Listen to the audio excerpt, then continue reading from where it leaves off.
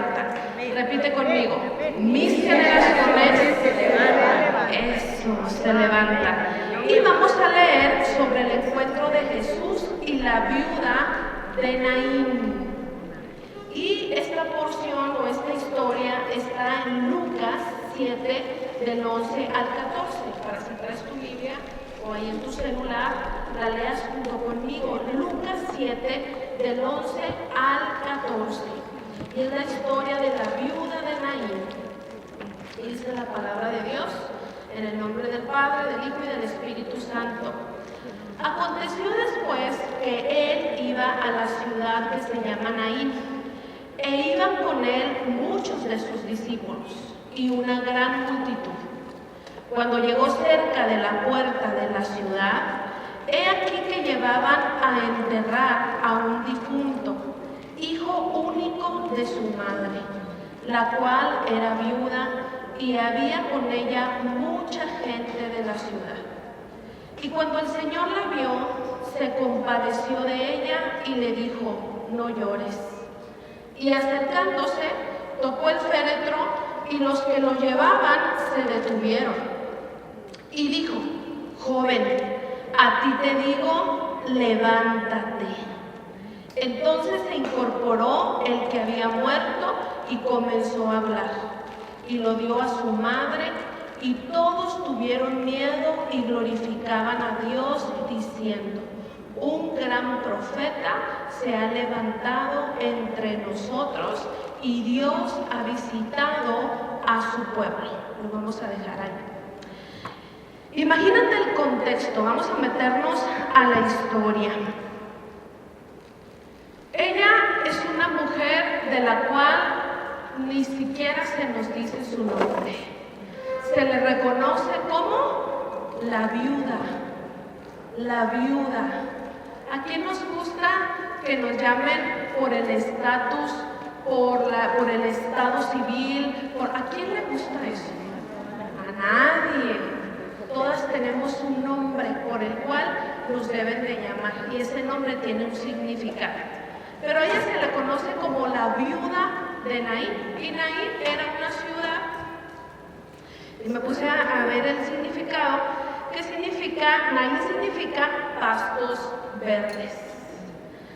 Y yo sé que cuando tú estabas en tu casa, alistándote para venir, y a lo mejor con esa duda de yo no voy, está muy frío, dijeron que va a llover, ay, salgo, no salgo. Tú tomaste una decisión. Tú dijiste: yo necesito pastos verdes. Yo necesito el alimento. Yo necesito el refresco, dijo ahorita Bere. Yo necesito introducirme a ese río de sabiduría, de conocimiento, de entendimiento, a la frescura del Señor. Y esta viuda era de este lugar, de pastos verdes, pero su condición no era así. Su condición era de un estado o una condición de muerte. Ella estaba enfrentando la pérdida peor que puede experimentar un ser humano, la pérdida de un hijo, y único hijo. Entonces, vamos a imaginar cuál sería el estado emocional, la condición mental de esta mujer: de desesperanza, de tristeza, de profundo dolor, de soledad. ¿Qué más? De temor, de ansiedad, de desánimo, tal vez de cansancio. Yo creo que una depresión profunda. Y es así como muchas mujeres están enfrentando ciertas situaciones en su hogar, hermanas. Están enfrentando situaciones con sus hijos, con sus nietos, con sus esposos. Ven la condición del hogar como un estado de muerte. Es que tengo mucho tiempo, Sara, enfrentando esta situación, me dicen en consulta. Es que no sé qué pasó con mis hijos. Si yo los llevaba a la iglesia, íbamos a educación cristiana, les gustaba orar conmigo, Sara. Yo veía que ellos disfrutaban de ir a la iglesia, y yo veo que ahora son personas diferentes. Los veo hablando de manera inadecuada, los veo llevando a cabo prácticas o conductas que no son correctas. Los veo en pecado sexual, Sara, los veo en conducta adictiva, consumiendo alcohol, consumiendo drogas. Los veo con confusión mental, son irreverentes, son irrespetuosos. ¿Qué pasa, Sara? ¿Qué pasó? ¿Por qué estamos viviendo esta situación? A veces la situación no está ya tan avanzada, hablando de adolescentes y jóvenes, sino que escucho a mamás de niños que dicen: Sara, yo quiero prevenir lo que veo, lo que escucho en redes sociales. Yo quiero prevenir que mi hijo sea confundido en su mente y en su corazón. Yo quiero que mi hijo permanezca en la fe. Yo quiero que mi hijo tenga temor de Dios. Yo quiero que mi hijo sea sabio para diferenciar qué le conviene y qué no le conviene. Sea cual sea tu caso. Si eres una mamá de hijos pequeños, estás en el lugar correcto, porque el consejo que te vamos a dar te va a ayudar a prevenir. Pero si eres una mamá que dice: pues mis hijos ya están grandes, Sara, y observo algunas cuestiones que sé que no son correctas, también estás en el lugar correcto. Amén. Esta mujer, podemos decir que estaba en la situación más desoladora, porque usted sabe lo que decimos: mientras haya vida, ¿qué decimos? Hay esperanza. Pero esta mujer no había vida. Estaba enfrentando una muerte. Es decir, ya no hay esperanza, se acabó. Pero se topa con Jesucristo. Se topa con Jesús. Hay un encuentro con Jesús. Y lo hemos estado declarando conferencia tras conferencia. Es que tu vida no puede ser igual una vez que te topas con Jesucristo. No puede ser igual. No puede ser que vamos domingo tras domingo, miércoles tras miércoles, o cuando sean tus reuniones en la iglesia. No puede ser que estemos yendo a recibir el alimento, el pasto verde, la palabra que tiene el poder de purificar, la palabra que tiene el poder de sanar, la palabra que tiene el poder de dar sabiduría, y que en nuestras vidas no pase nada. Seguir con el mismo problema. Entiendo, y lo hemos hablado también, que de cuando en cuando se produce una prueba en nuestra vida, porque el Señor nos está fortaleciendo, nos está discipulando, nos está purificando, nos está podando para mayor crecimiento y mayor fructificación. Eso lo entiendo, hermana, pero tenemos que tener la capacidad de discernir cuando hay estancamiento en mi familia. Nosotros tenemos que ser bien sabias. Se acabó el tiempo de que la mujer, de manera intencional o inconsciente, prefiere cerrar los ojos o ponerse venda mágica, dice la palabra. La Biblia habla de vendas mágicas. Se acabó el tiempo. Nosotros tenemos que tener la capacidad: estoy en una prueba y esta prueba va a producir mayor fe, mayor gozo, va a sacar de mí mayor fruto. Pero también tengo que tener la capacidad de decir: es que estoy en estancamiento. O sea, esta prueba ya la tengo por años. Esta atmósfera en mi casa de enojo, de falta de perdón, de violencia, de agresividad, ese distanciamiento con mis hijos, esa falta de comunicación, ya se extendió en el tiempo. Estoy estancada en esta área en mi vida. Y aun cuando fuera ese el diagnóstico que tú estás haciendo en este momento, aun cuando tú de manera personal ahí con Dios puedes decir: sí, sí es mi caso, se está produciendo un ciclo en mi familia de lo mismo, lo mismo, lo mismo. Si ese es el diagnóstico que tú solita estás haciendo, este es el momento de recibir la instrucción de parte del Espíritu Santo para que te actives. Escucha muy bien lo que te voy a decir. Para que te actives en la acción, hermana. Esta sesión es para ponernos prácticas. Escucho mucho en la terapia mujeres que me dicen: ayuno, oro, leo la palabra. Y aunque en sí la palabra ya la leíste y ya cortó, ya penetró, como dice la Biblia, ya fue enviada y hará. Pero hemos hablado mucho de los tipos de corazón que reciben la palabra. Entonces necesitamos poner por obra, necesitamos acciones, necesitamos ser entendidas como mamás que hay cosas que yo no estoy haciendo para proteger a mis hijos, o hay cosas que sí estamos haciendo. ¿Qué veo en consulta? Fíjate bien, te voy a dar algunos ejemplos de los tipos de mujeres que veo en consulta o de las formas en las que pretendemos a veces resolver una situación familiar.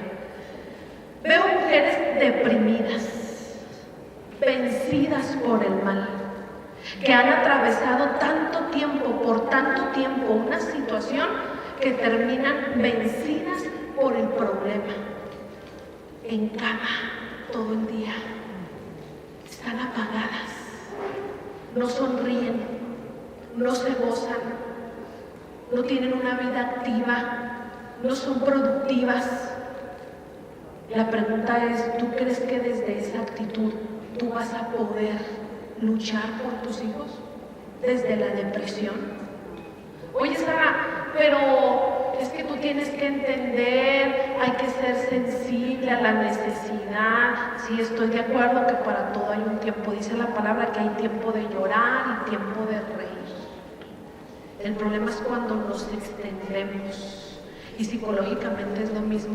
Para yo diagnosticar una depresión tengo que ver cuánto tiempo tiene la persona en esa condición. Y a veces dejamos que lo que está ocurriendo en casa me impacte de tal manera que yo me pierdo. Mujeres vencidas por la tristeza. Otro tipo de mujeres o de actitud es mujeres abrumadas. Están tan ansiosas por lo que está sucediendo en casa que pierden el enfoque y la visión del trono. Están tan preocupadas y piensan que disminuyen, hay una disminución, una deshonra al poder de Dios. No saben que Jesucristo tiene el poder, al menos no en sus hechos. Abrumadas, todo el tiempo ansiosas, haciendo sin propósito en 1000 actividades, pero desenfocadas. Y una mujer que está abrumada es una mujer que no va a dar al blanco. La mujer que quiere dar al blanco, porque cuando tú tienes conocimiento y entendimiento de lo que está pasando en tu casa, tú tienes la capacidad de dar al blanco. Pero una mujer que está abrumada con un pensamiento y con otro, va a tirar la cosa donde sea. No, es que es el esposo, no, es que es mi hijo, no, es que soy yo, no, es que tengo una enfermedad, no, es que es la economía, no, es que no, a ver, espérate. Vamos a pedir entendimiento y sabiduría a Dios. ¿Contra qué estás luchando? La mujer que está abrumada tiene que darse el tiempo de decir, a ver, o sea, ¿qué está pasando aquí? ¿Por qué se desorganizó mi familia de tal manera? ¿Qué pasó si estaba todo en orden? ¿Por qué esa enfermedad? ¿Por qué ese divorcio? ¿Por qué veo a mi hijo en drogas? ¿Por qué veo a mi hija con esa actitud? A ver, ¿qué pasó? El silencio para volver a enfocar tu visión y tener la capacidad de dar al blanco. Más adelante vamos a los consejos. Otro tipo de mujer es la mujer que pelea con todo, menos con las armas espirituales. Ya dijimos, la mujer deprimida, vencida por la tristeza. Número 2, la mujer abrumada, desenfocada en su mente. Número 3, la mujer que pelea con todas las armas que te imaginas, menos con las armas espirituales. Piensa que dejando de hablar no le funciona. Piensa que regañando todo el día no le funciona. Piensa que llevando a cabo la estrategia estrategia que le dijo el psicólogo de que tiempo fuera o tiempo cero, o que es que manipulando la situación, que hay estrategias muy, muy inteligentes y muy sabias que tú puedes recibir de un terapeuta o de un psicólogo. Pero la mejor batalla que tú puedes hacer es desde el enfoque espiritual. Entonces, hay mujeres que están peleando en su carne, pero nunca leen la palabra, pero no oran, pero no se hincan, pero no ayunan, no están creciendo espiritualmente. Y otro tipo de mujer, las mujeres, fíjate bien lo que te voy a decir, bien curioso, ¿no? Hay una mujer otro tipo de mujer que es la que se va al opuesto, pero en un sentido estricto, exagerado de religiosidad. Aquella mujer que espiritualiza todo y se sienta en sus laureles a esperar que pase algo. Te decía al principio, estoy orando, Sara, estoy ayunando. Sí, corazón, pero ¿qué más estás haciendo? Yo les he dicho a ustedes, la oración nos hace sabias, hermana, porque el principal objetivo de la oración no es que yo me desahogue, el principal objetivo de la oración es tener un encuentro con Jesús que me haga más sabia. Ese es el principal objetivo de la oración. Tengo comunicación con Jesús, me interesa escucharte, me interesa saber quién eres, me interesa saber el propósito que tienes para cada uno de mis hijos, me interesa seguir tus instrucciones. Ese es el propósito de la oración. La oración no es bla, bla, bla, bla, bla, bla, bla, bla. La oración tiene sus momentos, lo hemos dicho, tiene su sintonía. Hay un momento para adorar, hay un momento para callar, hay un momento para pedir, hay un momento para agradecer. Y la mujer que ha sido ejercitada en lo espiritual entiende los momentos. Pero si tu oración es nada más hablar, tú te estás desahogando. Vete a un psicólogo. No trates a Dios de esa manera. Vete a un psicólogo. Págale un psicólogo, te escuchamos toda una hora completita, bien a gusto. Pero a Jesús no se le trata de esa manera. A Jesús se le trata como un Señor. Al Espíritu Santo se le trata como Señor. Vamos con honra, vamos entendidas que vamos a tener un encuentro donde vamos a ser enseñadas y también donde vamos a ser confrontadas en muchas áreas. Entonces, yo he visto en la consejería, principalmente en este tema que hemos hablado también de la confusión de la orientación sexual, oye Sara, ¿cómo le hago para que mi hija no tenga esta dependencia a los hombres que yo tuve? Es que yo la veo que cambia de noviecito y yo veo que se entristece y yo veo que se encierra en su cuarto si le dejan de hablar los amigos. Oye, Sara, ¿cómo le hago con mi hijo? Fíjate que le estoy viendo como ciertas tendencias. Le encontré un cigarro electrónico. Oye, Sara, fíjate que vi que tomó el otro día. O sea, ¿cómo hago, Sara? ¿Qué hago? Y entonces nosotros como terapeutas cristianos evidentemente trabajamos la parte práctica de cosas que tú puedes hacer para proteger tu hogar, pero también vamos a trabajar la parte espiritual. Hermana, a veces es muy cómodo decir oración y leer la palabra nada más.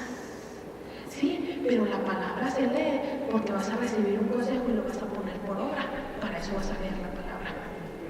Entonces, hay cosas prácticas que tú y yo podemos hacer para prevenir, para desarrollar a nuestros hijos, para forjar un muro alrededor de nuestros hijos, para que el propósito de Dios se cumpla en sus vidas. Y yo traigo 4 consejos muy básicos que yo sé que te van a servir, sea cual sea la situación que tú estés atravesando con tus hijos. Yo sé que si tú sigues estos consejos te van a servir muchísimo. Punto número 1, anota. Captura la atención del Señor. Captura la atención del Señor. En la porción bíblica que acabamos de leer, dice, y cuando el Señor la vio, se compadeció de ella y le dijo, no llores. A veces nos critican a los líderes, nos critican a veces a los psicólogos porque viene una mujer con nosotros y les decimos, a ver, espera, corazón, deja de llorar. ¡Qué dura! ¡Qué dura eres! Pero te voy a decir una cosa, hermana, esto tiene un gran propósito y significado. Cuando la gente está llorando, no tiene apertura mental para recibir el impacto de la palabra. La gente está tan emocional y tan sensible que no va a recibir la palabra que el Señor quiere darle. Hay momentos que sí, ya dijimos, hay momentos en que lloras con el amigo y sí, vas a estar ahí con la persona, lo entendemos. Pero llega un momento en que, a ver, amiga, límpiate las lágrimas porque voy a hablar. Entonces Jesús, dice la palabra, la vio. Oye, Sara, pero el Señor es omnipresente, Él siempre nos ve, omnisciente, sabe nuestra condición. Sí, pero la Biblia habla en muchos versículos, nos habla de que Dios, hay un momento donde el Señor ve de manera especial, siente de manera especial.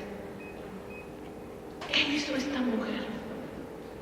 ¿Qué debemos hacer nosotros, hermano, para capturar la atención de Dios?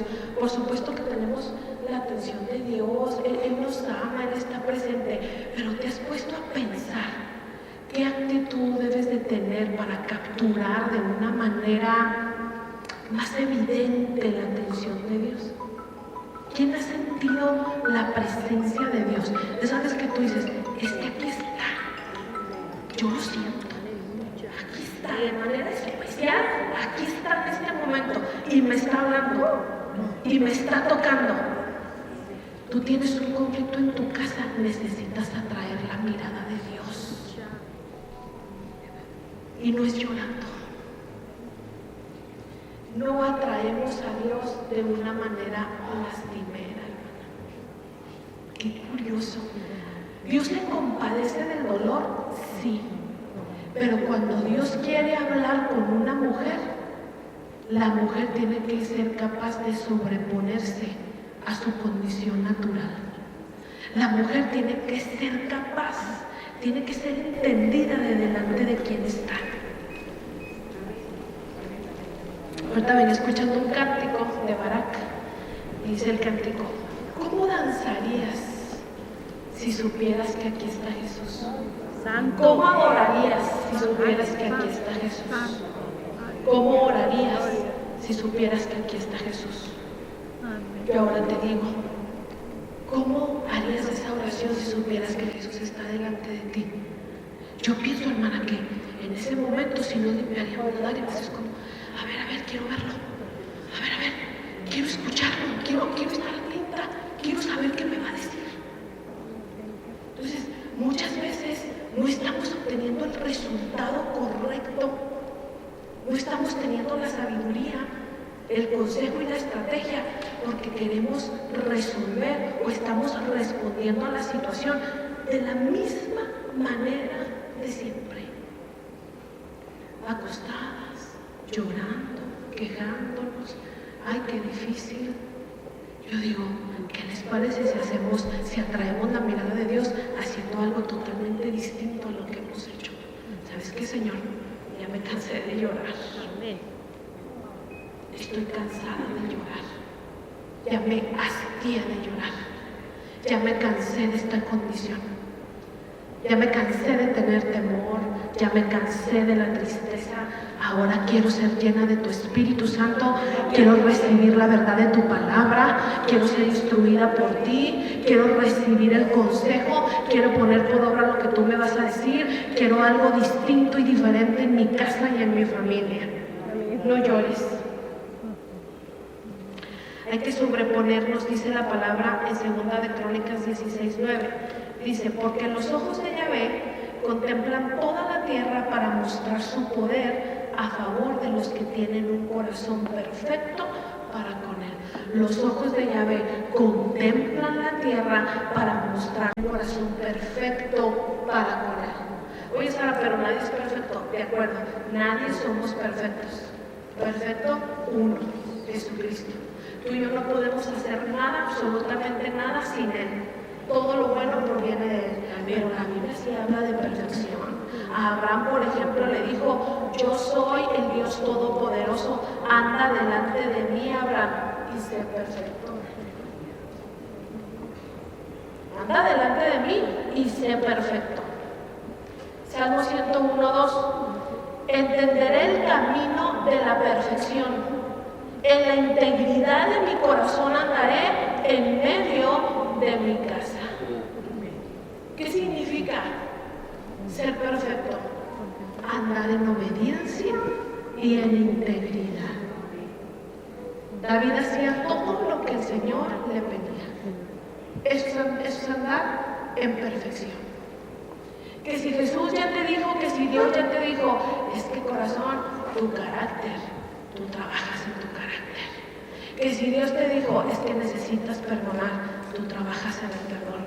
Es que si Jesús te dijo, es que necesitas activarte, estás durmiendo mucho, te activas. Y los ojos de Yahvé contemplan la tierra para bendecir a aquella mujer que tiene un corazón perfecto para con Él. Ya te expliqué qué significa perfección. Significa que estuve atenta a su oído y que obedecí lo que Él me dijo. Así capturamos el favor de Dios. Se compadeció de ella y le dijo: no llores. La actitud con la que tú estás recibiendo esta palabra está determinando de verdad, hermana, la atención de Dios hacia ti. La que vino y dijo: pues voy a una reunión más, sí, voy a una reunión más, qué padre, me la paso suave, no tengo nada otra cosa que hacer, está bien. Pero la que dijo: es que realmente yo quiero ya un cambio en mi familia, quiero saber qué puedo mejorar, quiero saber qué dice Dios al respecto, quiero tener estrategias, quiero tener sabiduría, quiero tener conocimiento. Estás atrayendo la mirada de Dios. Obediencia e integridad. Eso es lo que captura la atención de Dios. No cuánto lloras, no cuánto te dueles. Lo siento, hermano, a veces nos plantean, nos manifiestan un Jesús que es atraído por el dolor, la miseria, la tristeza. Que sí, hermana, sí es cierto.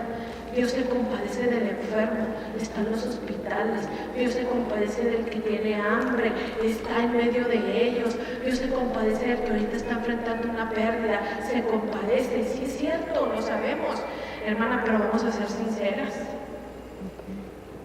A veces usted y yo ya estamos fuera de tiempo en ese duelo.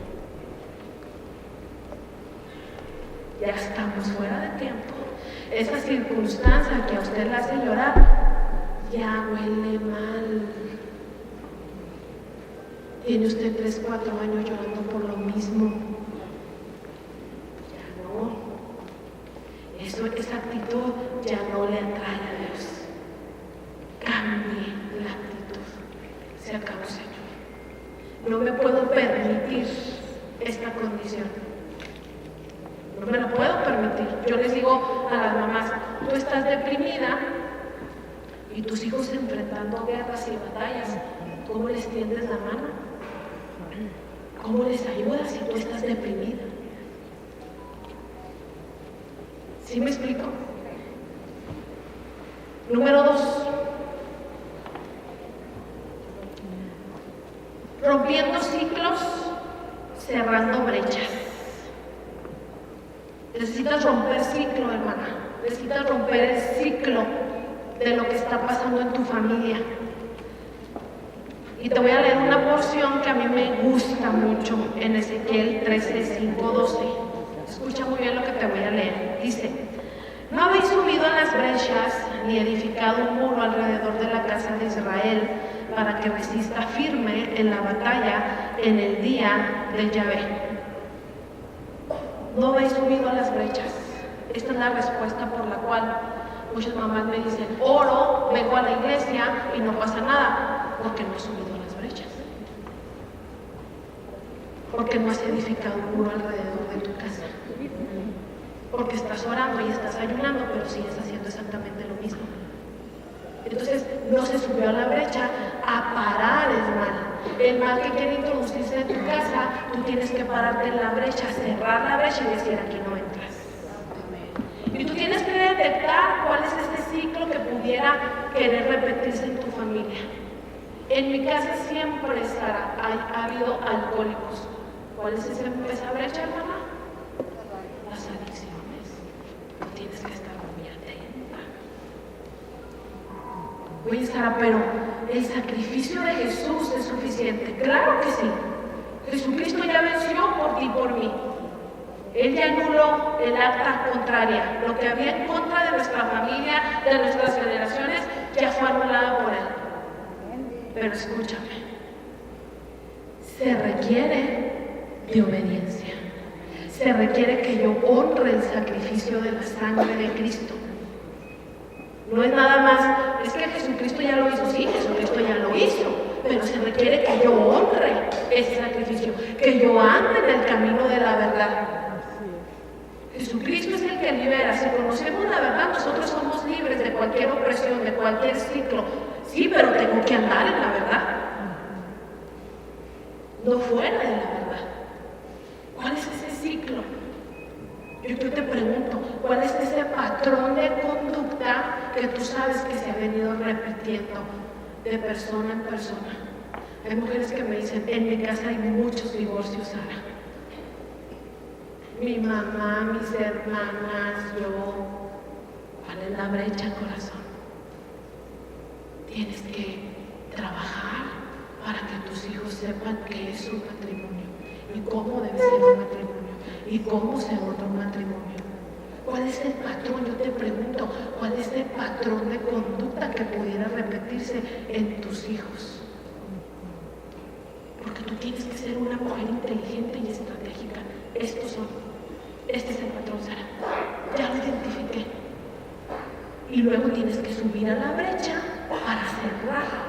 Dice la palabra que las mujeres edificamos la casa. Nosotros la edificamos. Hay mujeres que me dicen, Sara, pero es que mi marido, fíjate que no es cristiano. Y fíjate que mi marido no le llama la atención. ¿Y entonces qué? ¿Vas a esperar a que tu marido se convierta? No tienes idea, mujer, cuántas mujeres pierden la infancia de sus hijos enfocadas en el marido. La pierden. Están enfocadas que mi marido vaya a la iglesia, que mi marido se convierta, que mi marido, y los hijos creciendo, desarrollando y desarrollándose mal. Porque tu enfoque ha sido tu marido. Tú no fuiste llamada a liderar a tu marido, ni a querer cambiarlo, ni tú fuiste llamada edificadora de tu casa. Construye el muro para que el mal no entre a tu hogar. La mujer edifica su hogar, construye un muro alrededor. Tú tienes mayordomía sobre tus hijos, no sobre tu esposo. Es una pérdida de tiempo hacer eso. Tienes autoridad sobre tus hijos. Entonces, la mujer tiene que subir a la brecha y cerrar. Sara, en mi casa siempre ha habido obesidad, en mi casa siempre ha habido adicciones, en mi casa siempre ha habido un conflicto entre las mujeres. Mi abuela no le hablaba a mi mamá y yo nos dejamos de hablar. ¿Qué pasa? Un ciclo, un patrón de conducta que quiere repetirse. ¿Y sabes qué? Dios te da el poder y la autoridad para impedir que eso entre a tu casa. Es que la autoridad ya la tienes. Dice la palabra, te daré las llaves del reino. Tú tienes las llaves del reino. El asunto es si la mujer va a subir a las brechas a edificar el muro. El asunto es si la mujer va a tomar las herramientas espirituales para construir. ¿Sabes qué estoy viendo en las nuevas generaciones en el matrimonio? Mujeres que no entienden que el matrimonio se trata de trabajo. Niñas, jovencitas que es que yo no alzo, es que yo no cocino, es que yo los niños no. Oye, mi vida, ¿qué vas a hacer?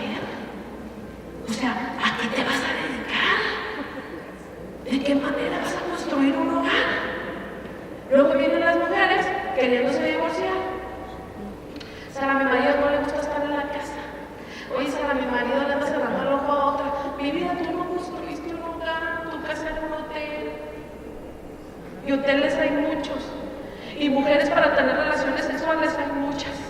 Tu esposo necesita un hogar. Se construye con amor, se construye con dedicación, se construye con ternura, se construye con sabiduría. Entonces tú vas a identificar cuál es ese patrón que quiere repetirse en tu hogar y te vas a parar en la brecha. Te vas a parar en la brecha. Que hubo falta de perdón, empieza por ti. Porque además pararse en la brecha significa empezar por mí.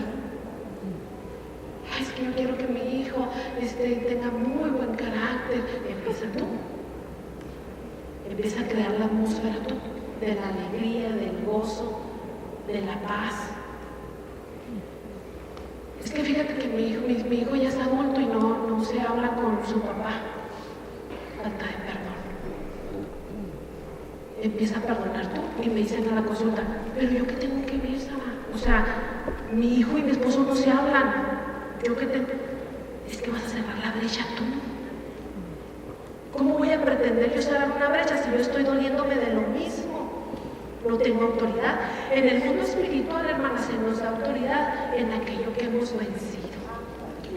Si yo he vencido el perdón, o sea, si yo he perdonado a alguien que me lastimó, a mí se me concede autoridad en el mundo espiritual. Pero si yo no he perdonado y yo le quiero enseñar a un hijo que el perdón es importante y no he perdonado, yo no tengo la fuerza espiritual. No tengo un respaldo espiritual para que mi hijo entienda lo que significa perdonar. ¿Sí estamos? Quiero cerrar la brecha, Sara, de la pobreza. Quiero cerrar la brecha. Fíjate que en mi casa siempre ha sido no tengo, no me alcanza.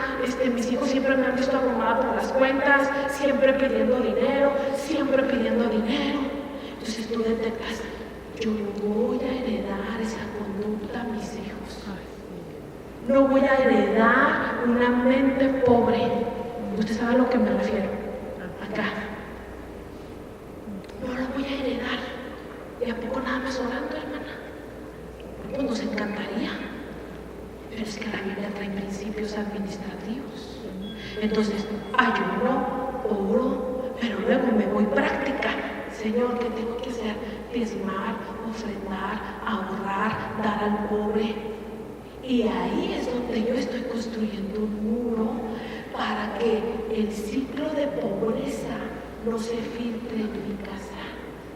¿Va a tardar tiempo? Sí, va a tardar tiempo, porque tienes 30, 40 años viviendo de esa manera, pero tú dale, y dale, y dale, y dale, y no gasto en lo que no debo, y no gasto en lo que no debo, y pase lo que pase diezmo, y pase lo que pase ofrendo, y pase lo que pase ahorro, y cuando menos piensas ya construiste el muro, y tus hijos te vieron. Ay, mi mamá sí la ves, ahora tiene dinero, ahora mi mamá no pide, ahora no la vemos preocupada, ahora no la vemos abrumada. Corazón, rompiste un ciclo. Sara, en mi familia siempre ha habido abusos sexuales. Así llego a veces a decir, ¿usted sabía que el abuso sexual se repite una y otra vez? Llegan las mujeres muy asombradas, oye Sara, fíjate que con la tarea que me dejaste me di cuenta que mi abuela fue abusada también. Mi mamá abrió su corazón conmigo y me dijo, hija, yo también fui abusada. Fíjate, Sara, que yo fui abusada, mis hermanos. ¿Qué pasa? Hermana, no es normal. No debemos de ver como normal una conducta de pecado, una conducta mala que se repite en nuestras familias. Tiene que pararse alguien en la brecha y decir, no más.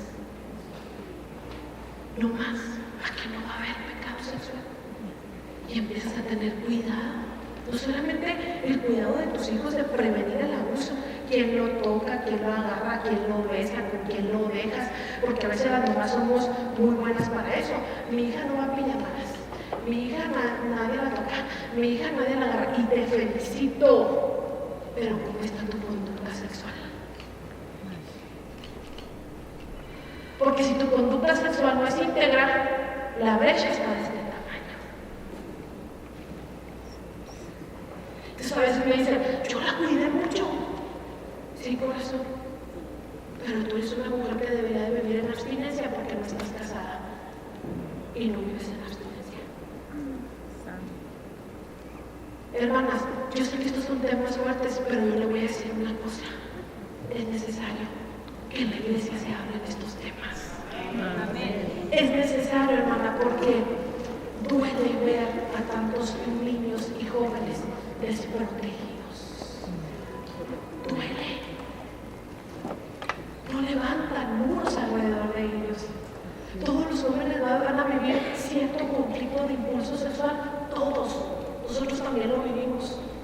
Pero como papá y como mamá, tú vas a cerrar brechas, vas a tener autoridad para orar por ellos, para encomendarlos a Dios, para darles un consejo.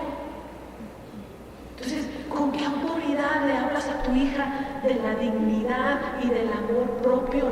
¿Con cuál corazón? Si tú misma permites el maltrato. Le decía una mamá el otro día, yo siempre le he dicho a mi hija, no hagas lo que yo hago. Le he aclarado, Sara, yo le he aclarado que como yo lo he hecho, no se hace, que yo la he educado a ella para hacerlo diferente. No, señora, así no funciona el aprendizaje. El aprendizaje está comprobado, funciona más de lo que la niña ve que lo que yo le digo. Se le llama aprendizaje vicario.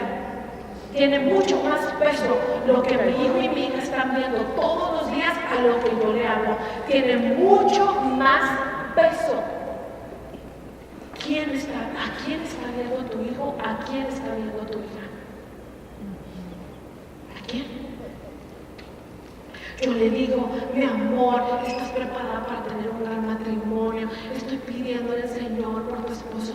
Sí, pero te la pasas peleando con su papá. Entonces, la película que ella ve que debiera de ser de romance, yo les digo, el matrimonio es una película que tu hija ve todos los días. Papá y mamá se toman de la mano, papá y mamá se echan miraditas, papá y mamá se dan besitos en la boca todavía, papá y mamá de repente se van solos al cine, papá y mamá de repente se encierran en el cuarto. Es una película de romance que ella está viendo todos los días y de manera inconsciente nosotros les estamos enseñando a los hijos cómo se conduce una pareja. Pero a veces la película no es de romance, la película es de terror. Y llegan las niñas a la terapia y me dicen, Sara, yo no me quiero casar. Cada vez más niñas me dicen esto, yo no me quiero casar, ni quiero tener hijos. ¿Por qué? Es muy difícil el matrimonio, es difícil entender a otra persona, pelear todo el tiempo, depender de alguien económicamente, que te estén contando el dinero. Esas cosas me dicen. Y yo me pongo a pensar, wow, ¿qué está viendo la niña? Por eso les digo, chicas, sí leemos la palabra, pero la palabra me tiene que instruir. O sea, yo tengo que ir a mi casa a hacer algo distinto. Esa es la forma de que yo edifico alrededor el muro. Dice la porción que les acabo de leer, no subieron a las brechas. No dice, no conocieron mi palabra, dice, no subieron a las brechas. Debieron de haber subido a las brechas, porque por ahí se iba a introducir el enemigo. ¿Estamos de acuerdo? Tienes la autoridad, tienes el poder, porque Jesucristo te lo da. Hazlo, hermana, ve a la palabra, instrúyete, dile al Señor, quiero la estrategia, voy a empezar a realizar cambios, Señor, aunque parezca que nada sucede, voy a ser perseverante, voy a ser persistente, voy a permanecer haciendo lo correcto, y cuando menos piensas, sucede, cuando menos piensas. Estoy alejada de mis hijos. ¿Cuántas personas alejadas de sus padres?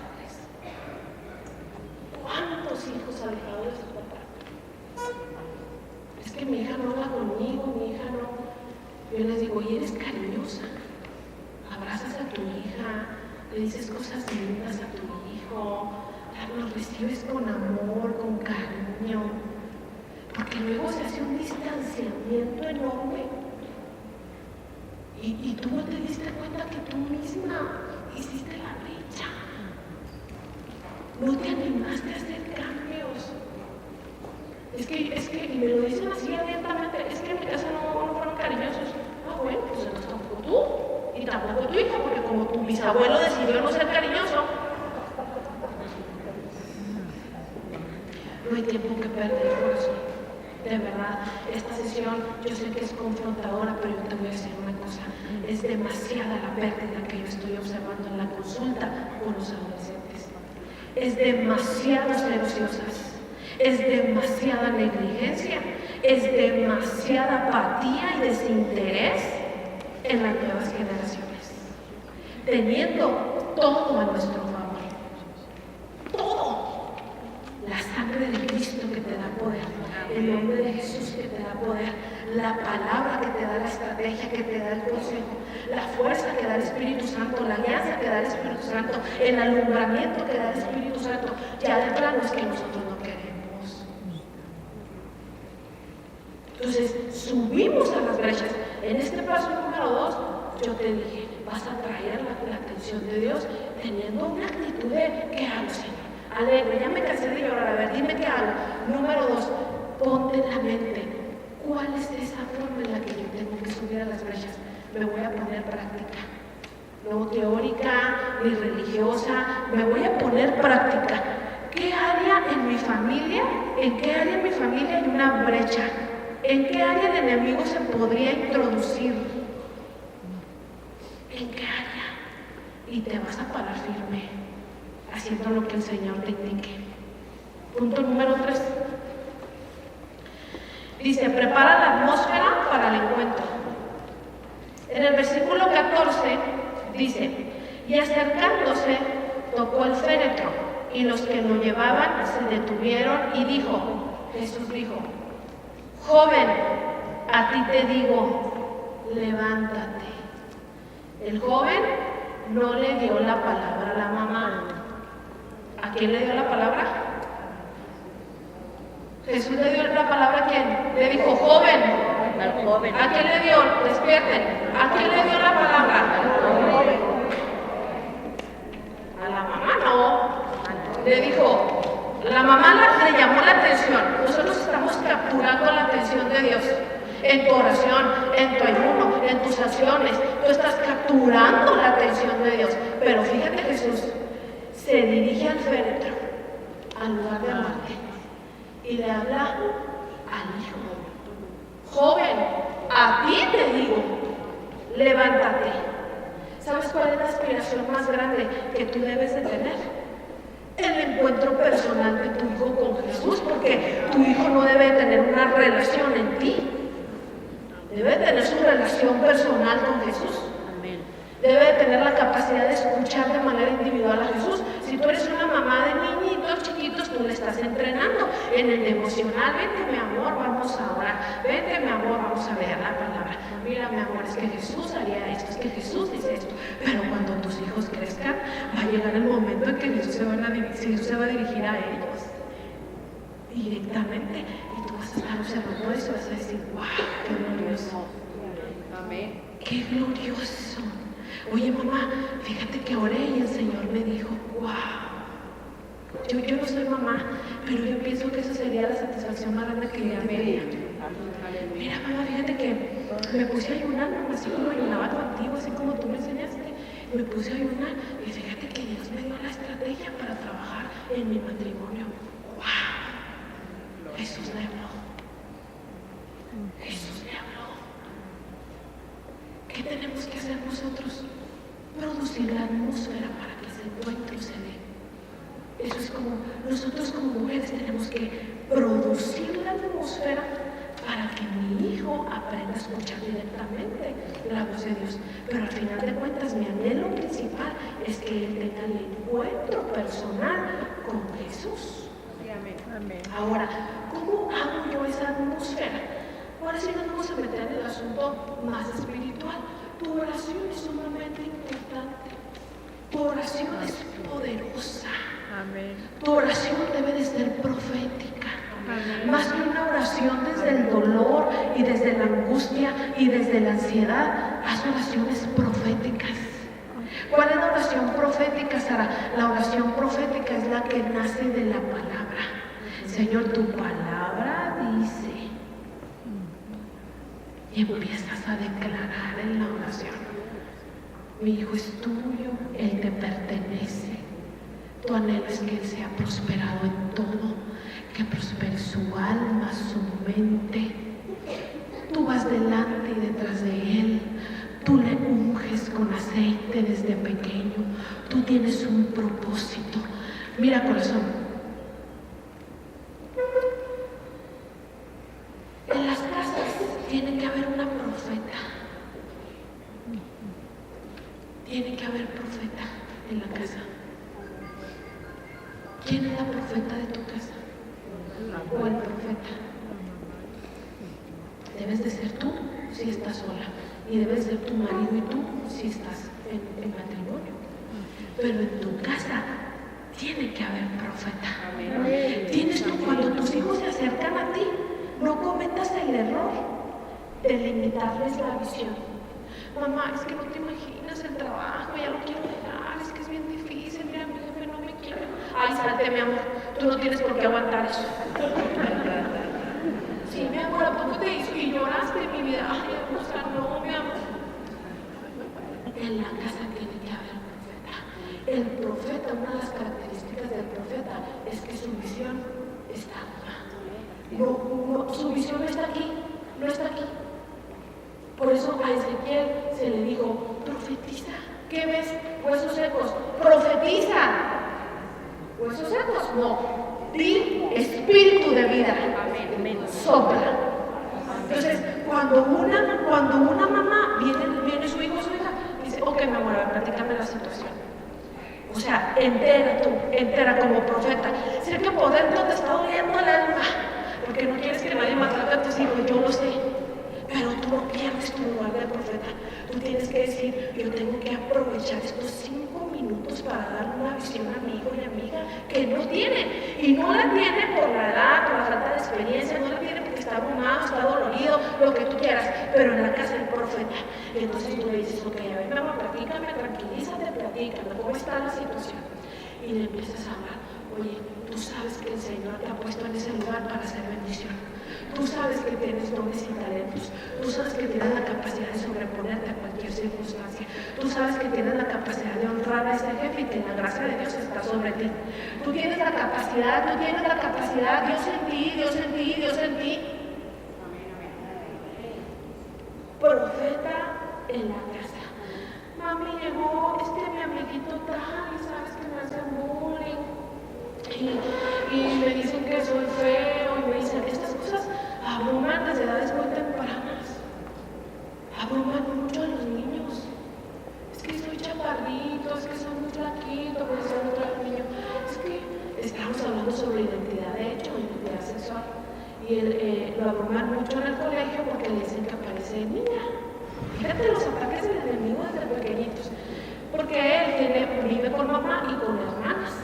Entonces le dicen: ay, ¿con qué razón pareces niña? Porque no me viene tu mamá por ti, tus hermanas, y nunca vemos a tu papá.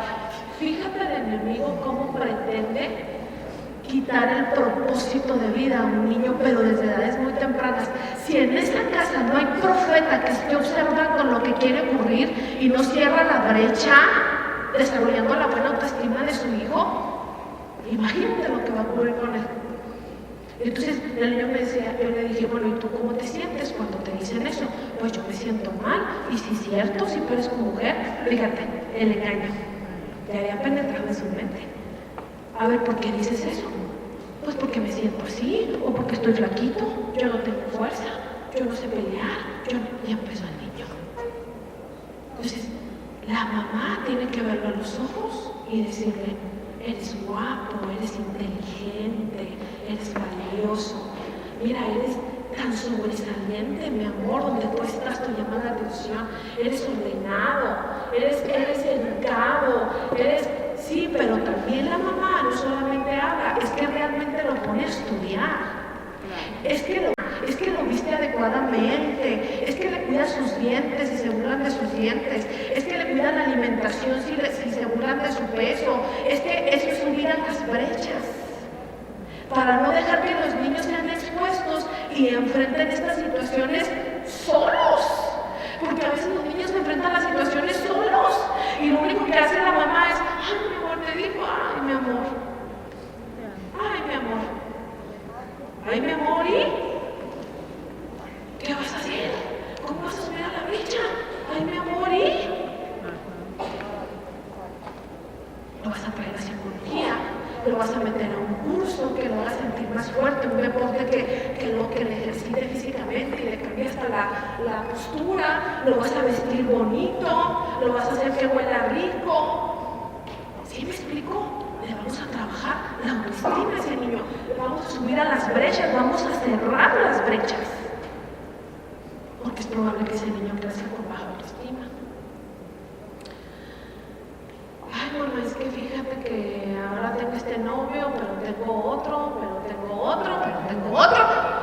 Y mi amor, eso estás mal, mi amor, es que sales. ¿Y qué estás haciendo? ¿Cómo estás subiendo las brechas? Entonces, te sientas, hablas con tu hija del noviazgo, hablas con tu hija de la importancia de la integridad, de la dignidad, la llevas a una terapia, la enseñas a vestir adecuadamente. ¿Sí me explico? Porque te pones a pensar, bueno, ¿por qué tanta necesidad de aprobación de mi hija? Que no le estamos expresando el suficiente amor, su papá y yo, mamás que llegan y me dicen, ay, Dios mío,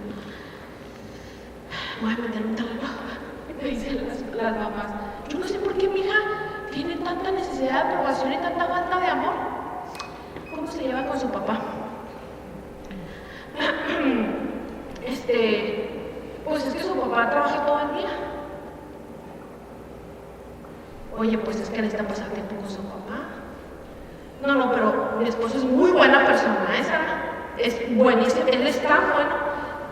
Se desviven en justificaciones al marido,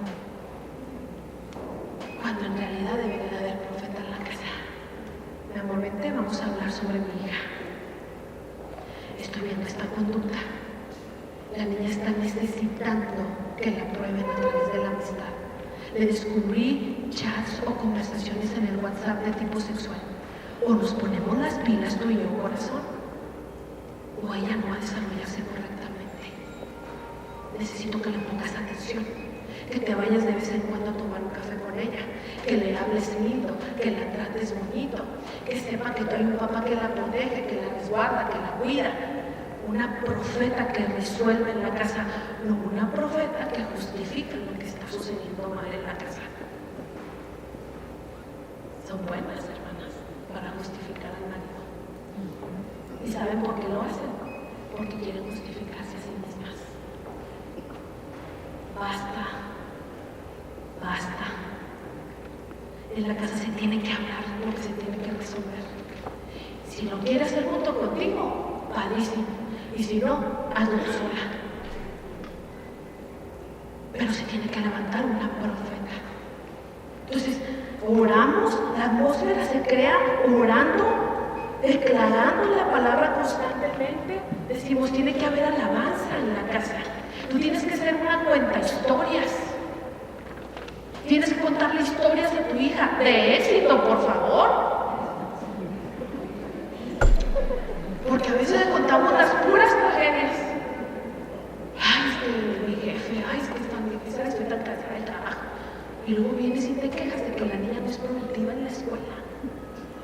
Cuando debiéramos de estar bendiciendo todo lo que Dios nos permite vivir.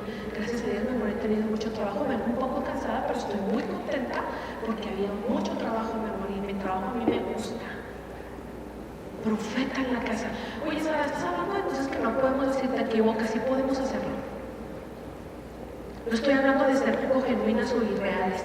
Todas nos cansamos, todas nos dolemos, todas tenemos tristeza, pero si yo quiero ver que mis generaciones se levantan, yo tengo que tener un espíritu superior que me domine, no las circunstancias, no la prueba, no la vecina, no, o sea, yo tengo que tener un espíritu superior. Estoy formando en todo tiempo a mis hijos.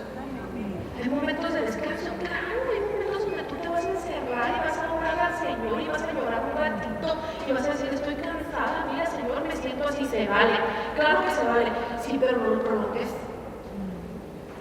de que lo notan todos, incluyendo tus hijos, y lo viven todos, incluyendo tus hijos.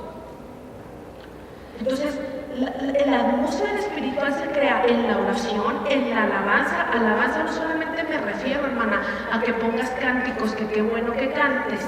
Es un arma de guerra súper poderosa. La alabanza me refiero que siempre de nuestra boca salga agradecimiento. Siempre. Gracias, Señor. Gracias. Mira, mi amor, te pasó esto, pero ¿qué te parece si oramos y le damos gracias a Dios? Porque algo bueno va a ocurrir a través de esto. Alabanza. Cuéntale a tu hija tus historias para que te admire. Echa a un lado tus historias de fracaso. En algún momento tendrás que hablarle sobre cómo recuperarse del fracaso, pero que de tu boca salga mayormente las historias de éxito. Mi amor, yo te cuento que fíjate que una vez en el trabajo, fíjate, mi amor, que cuando tu papá y yo nos conocimos, fíjate, aunque estás divorciada, cuéntale la historia bonita, porque por algo lo elegiste, ¿no? Me decía otra una niña, pues mi mamá habla muy mal de mi papá, ya divorciados. Pero me dice la niña, pero entonces, ¿por qué se fijó en él? Y yo les digo, en el libro lo escribo, digo, inconscientemente le estamos enseñando a nuestras hijas que nosotros tenemos muy poca calidad en la toma de decisiones. Entonces, hasta por estrategia, dile, tu papá era excelente, por eso me fui en él. ¿Y por qué te divorciaste? Bueno, las cosas cambiaron. Pero hasta por estrategia, ¿verdad? O sea, tu papá era bueno en esto, en esto, en esto, en esto. Me fijé en él por eso, mi amor. Le puedes aprender a tu papá esto. ¿Sí? Otra cosa para crear la atmósfera, y estoy terminando. Atráelo a la iglesia, hermana, atráelo a la iglesia. Es sumamente importante que tu hijo esté plantado como un árbol en la casa de Dios, porque ahí es donde va a recibir el suministro, ahí es donde se activan los dones, ahí es donde se activan los propósitos. Mamás que permiten que los hijos no estén con los jóvenes, mamás que me dicen, se quiso quedar en casa, es que no quiere, y el pastor no lo dice, y la pastora no lo dice, y yo se los digo ahora, es como si tu hijo gobernara el asunto de la escuela. Una mañana te dice no quiero ir a la escuela y tú lo dejas porque no quiso. ¿Tú lo dejas porque no quiso? Nos aferramos, ¿vas a ir a la escuela? No, pero es que vas a ir a la escuela, así debiéramos de ser en la iglesia. Vas a ir a la iglesia, eso no está veremos, eso no está sujeto a acuerdo.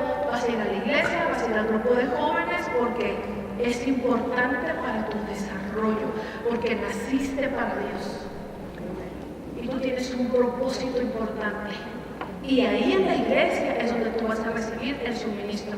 Y aunado a esto, ya para terminar, hermana, enseña a tus hijos a honrar a la autoridad. Hay una enorme pérdida cuando el niño o la niña no honra a sus autoridades. La unción se derrama en aquellos que saben honrar la autoridad, y yo veo una carencia enorme en los niños y en los jóvenes. Ya no se ponen de pie ante las canas, ya no le dan el lugar a una señora, a un señor. Y esto es muy doloroso,